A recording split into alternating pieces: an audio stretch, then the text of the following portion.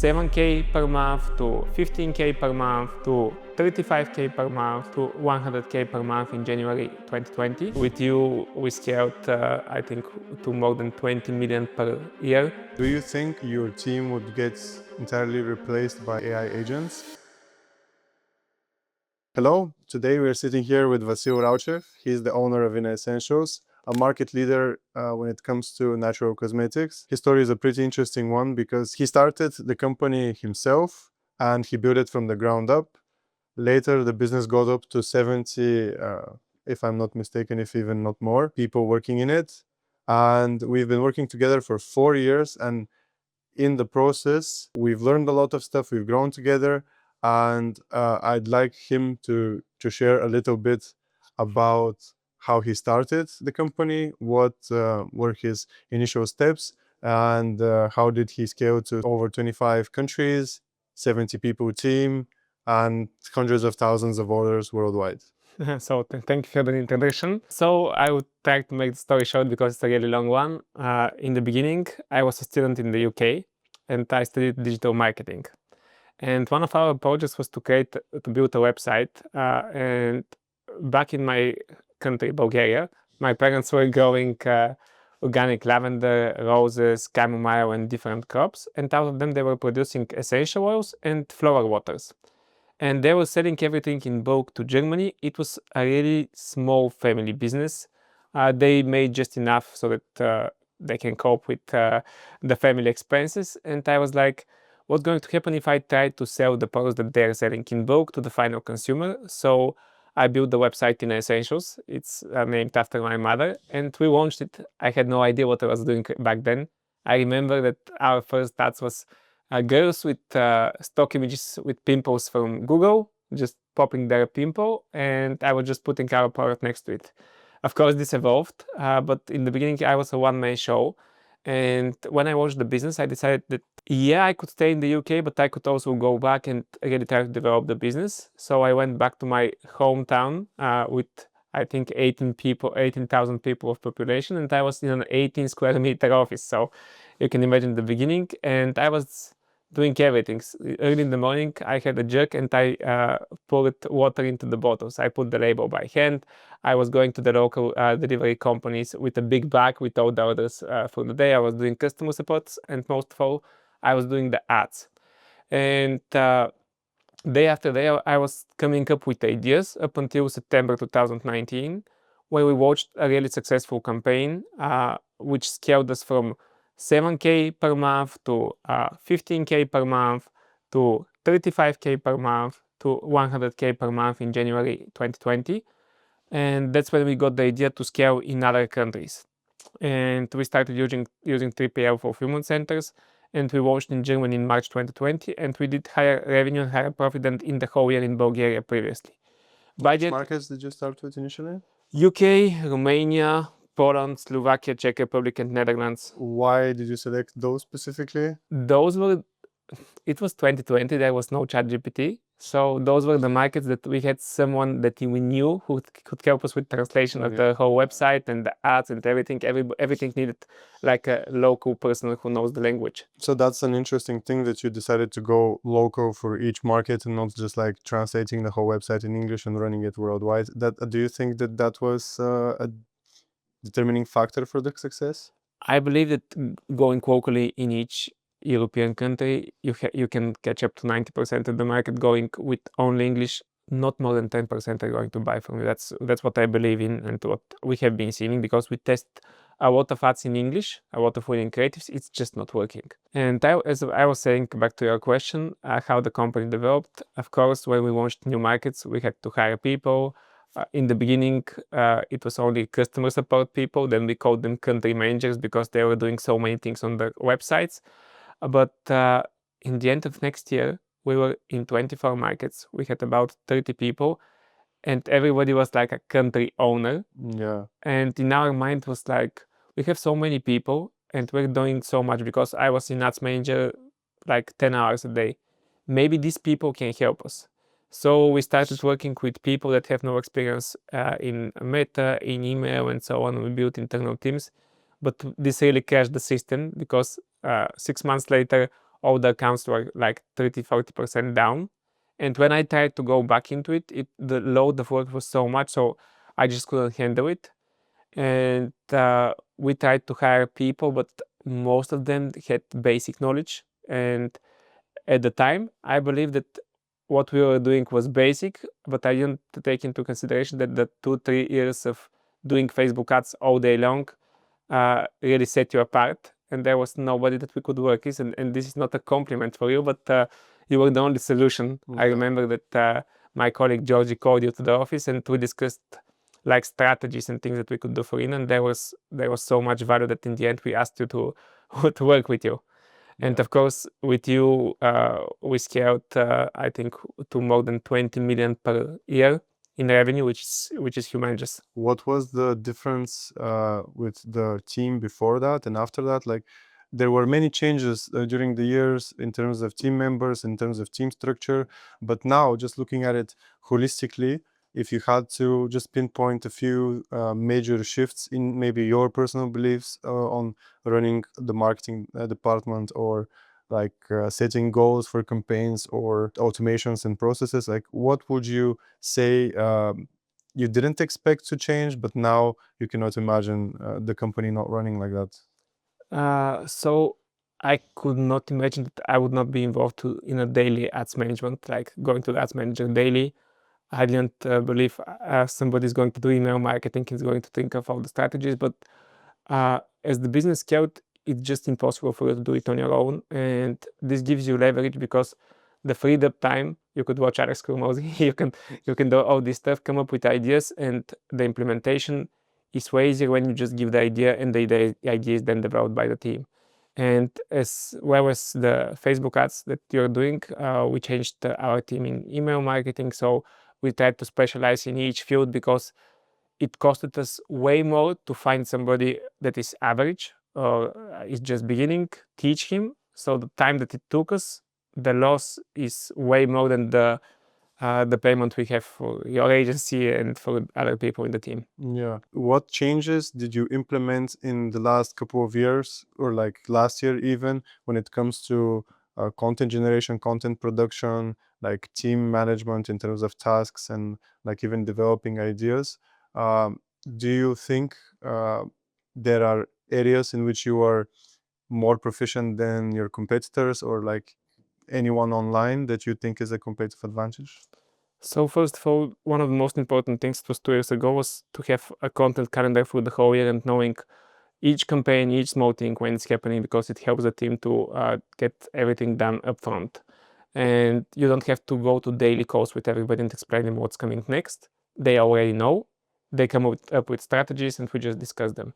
That's the first important implementation. Then when it came to the AI revolution, here your team really helped us, because I don't know if it's okay to say all the software that you showed us. Oh yeah, you can mention a few, even if it's not for content generation. Like I think there were many processes and teams that were changed because of AI, whether that be translations, designs. Yeah. Yeah, with you, we came up with softwares that auto-generate your advertorials, that auto-generate your photos, that replicate your winners. Softwares like Hixfield, for example, where you can do everything in bulk and it really speed up the process, because like everybody from the team didn't need to go through 10 steps to create one simple design. They could do it on their own, and this saved a lot of time in some projects.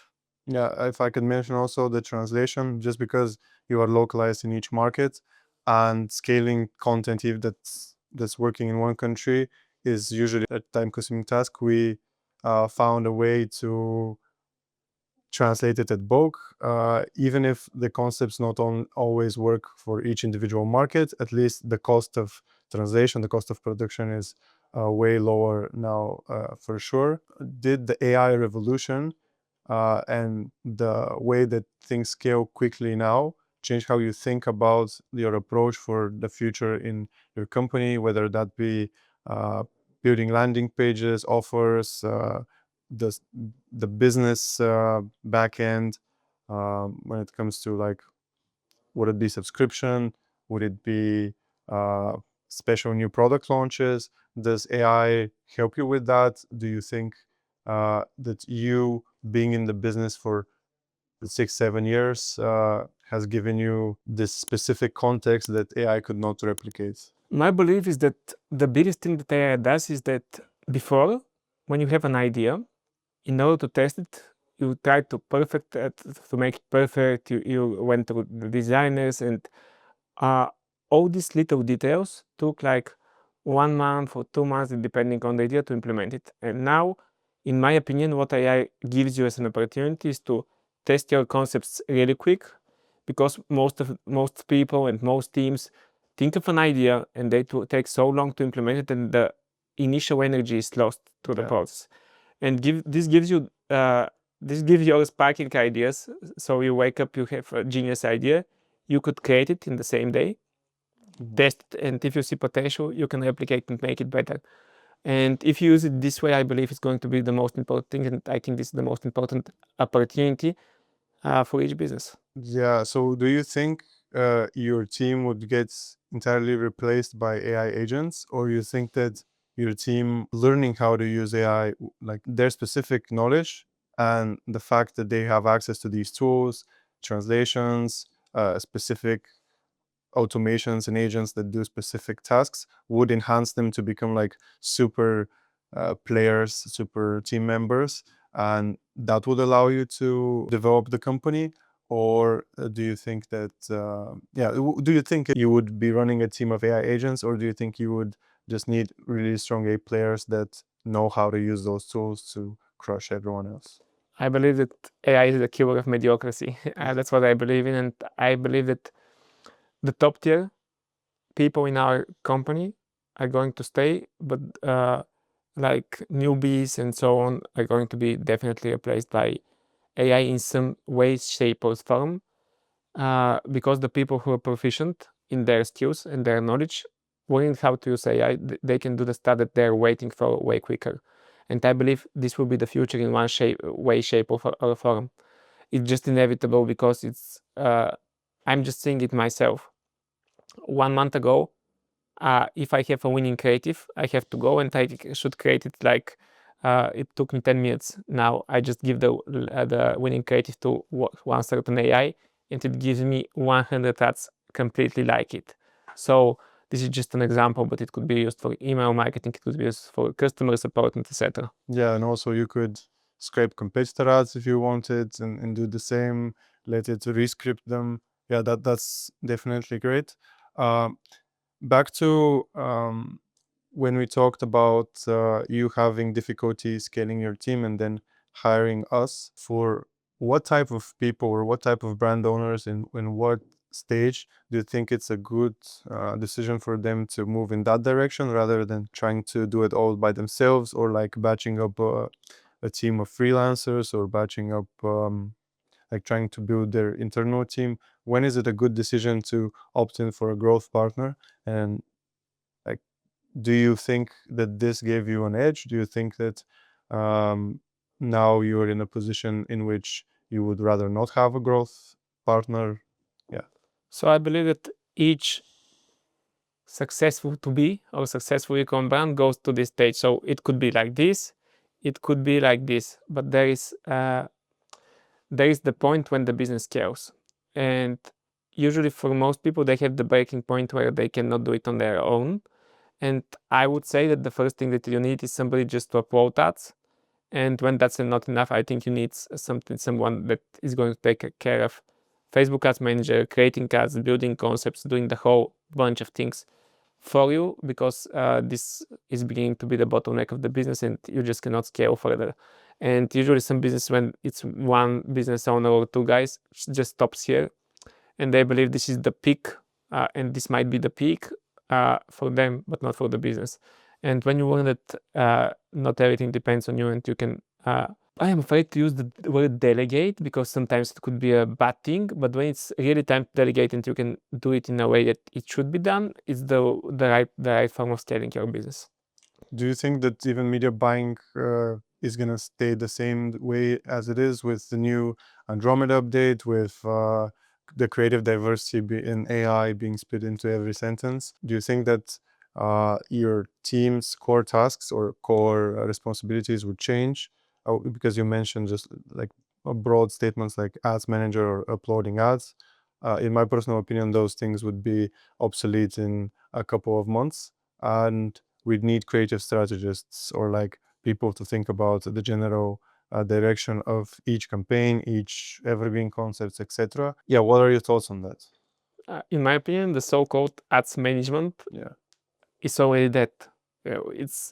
We just haven't buried it. It's going to ads manager and just managing budgets.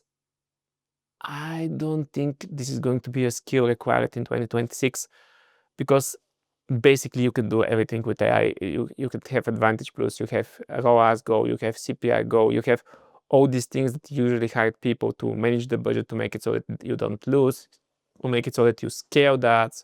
So I believe everything would be replaced by just creative. So more creative, more ideas, more ways of advertising. And I think that ultimately it will come to three things: the offer that you have, the landing page that you have, and the creatives that you do. And it's going to be that simple. The messaging. Yeah, I completely agree. You mentioned something about CPR. Do you mind sharing just a brief idea of what you're talking about? Is that something you scale accounts with? What do you use it for? Yeah, why? I'll just give an example for this question. So we invested in one business. We were 50-50. The other guys we were like helping them to scale in each country in Europe, and they were doing all the day-to-day stuff. At one point, the business was not going well in their mind because we had a lot of money invested in stock and we couldn't take out dividends. And they were used to having monthly paycheck coming to them each month. Carrying it. Yeah, and when this was not a cash cow, they said, we don't want to do it. They were programmers, so they were used to big paychecks each month. So they gave us the business, but we didn't have the time and the resources to manage day by day.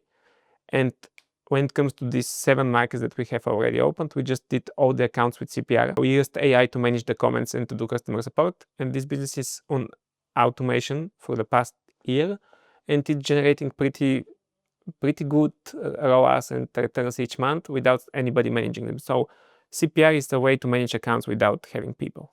Yeah, that's definitely a golden nugget, because now even during campaigns we have set up, if I can share, old winner ads that are just standing there in the account, so that whenever Facebook decides that it's relevant to show a specific ad, it could spend a little bit of money if it can guarantee, quote unquote, a conversion. And so far those campaigns are with really high budgets. I would say like 10-20 ad sets with 300 daily budget, but with a low cost per result goal. And some days they don't spend at all. Sometimes they spend a couple of bucks a day. But when you zoom out and watch it for like a last 90 days, for example, it always is a good campaign to scrape off profits for the end of the month, for sure. Thank you for this interview. If you could just share one last thing on for which person do you think, or what type of brand owner do you think is a good idea to work with us, and for whom it isn't? Like, just I would say that you have to be at least doing $300,000 to $500,000 per year in revenue, in my opinion. Up until this point, you could do it on your own. Afterwards, it's way better to have a partner in this.